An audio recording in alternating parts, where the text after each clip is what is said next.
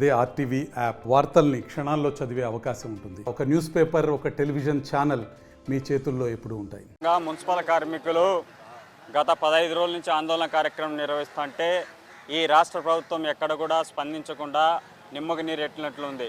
పారిశుద్ధ కార్మికులు ఏదైనా ఆందోళన చేస్తున్నారంటే వారి సమస్యలు ఎమర్జెన్సీ సర్వీస్ కింద పరిగణనలు తీసుకుని ఆ సమస్యలు తక్షణమే పరిష్కరించాల్సిన అవసరం ఎంత ఉంది. ఇక్కడ మున్సిపల్ కార్మికులు ఎక్కడ కూడా గొంతెమ్మ కోరికలు కోరడం లేదు.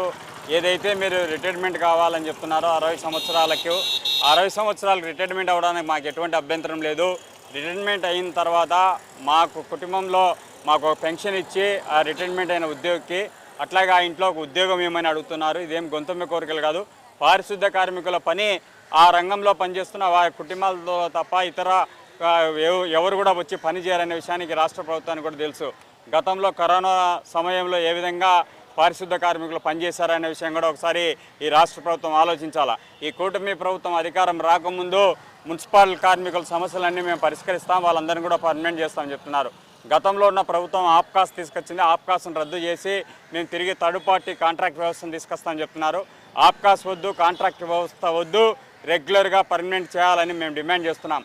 ఈ మధ్యకాలంలోనే హైకోర్టులో కూడా ఒక మ్యాన్ హోల్లో పనిచేసే వాళ్ళకు ఎవరైనా మరణిస్తే వారి కుటుంబానికి 30 లక్షల రూపాయలు నష్టపరిహారం చెల్లించాలని చెప్తున్నారు. కోర్టు చివాట్లు పెట్టినా కూడా ఈ రాష్ట్ర ప్రభుత్వానికి ఎక్కడ కూడా చలనం లేకుండా ఉంది. రేపు పెన్షన్ సౌకర్యం కూడా కల్పించాలని మేము కోర్టుకు వెళ్లాల్సిన అవసరం ఉన్నదా అని ఈ రాష్ట్ర ప్రభుత్వాన్ని సిఐటిగా మేము ప్రశ్నించదలుచుకున్నాం. రెండో అంశం ఇక్కడ ఆలోచించాల్సిన అవసరం ఉంది. విచ్చలవిడిగా ఏదైతే నేను ప్రైవేట్ పబ్లిక్ పార్ట్నర్షిప్తో అభివృద్ధి చేస్తానని చెప్తున్నారో ఈ నగరం సుందరీకరణ కానీ నగరం యొక్క అందంగా తీర్చిదిద్దడంలో పారిశుద్ధ కార్మికుల యొక్క పాత్ర చాలా గొప్పదనే విషయాన్ని మీరే అనేక మార్లు చెప్పారు. నరేంద్ర మోడీ గారు పారిశుద్ధ కార్మికులు కూర్చోబెట్టి పాదపూజ చేసి పూలు చల్లి పంపించడం కాదు. నరేంద్ర మోడీ గారైనా జోక్యం చేసుకోవాలా, ఈ రాష్ట్ర ప్రభుత్వం ముఖ్యమంత్రి గారైనా జోక్యం చేసుకోవాలా.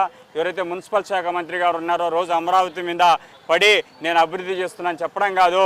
ఈ పారిశుద్ధ కార్మికులు చేస్తున్న ఆందోళన సమస్య పరిష్కరించాల్సిన అవసరం ఉంది. ఈ సమస్య పరిష్కరించకపోతే రేపు నగరపాలక సంస్థ ఎదుట రాష్ట్ర వ్యాప్తంగా పెద్ద ఎత్తున ముట్టడి కార్యక్రమం నిర్వహిస్తాం. అప్పటికి కూడా మా సమస్యల పరిష్కారం కాకపోతే చేలో నారాయణ గారి ఆఫీస్ దగ్గరికి ముట్టడి కానీ మున్సిపల్ శాఖ మంత్రిని గౌరవ చేయడం కానీ ఇవన్నీ కూడా చేస్తాం.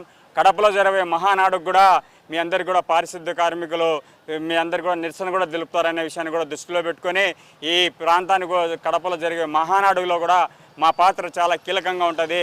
దాని అన్ని కూడా మేము బహిష్కరించాల్సిన అవసరం కూడా ఉంటుందని ఈ సందర్భంగా తెలియజేస్తూ మరిన్ని వీడియోస్ కోసం ఛానల్ ని సబ్స్క్రైబ్ చేయండి. లేటెస్ట్ అప్డేట్స్ కోసం వాట్సాప్ ఛానల్ ని ఫాలో చేయండి.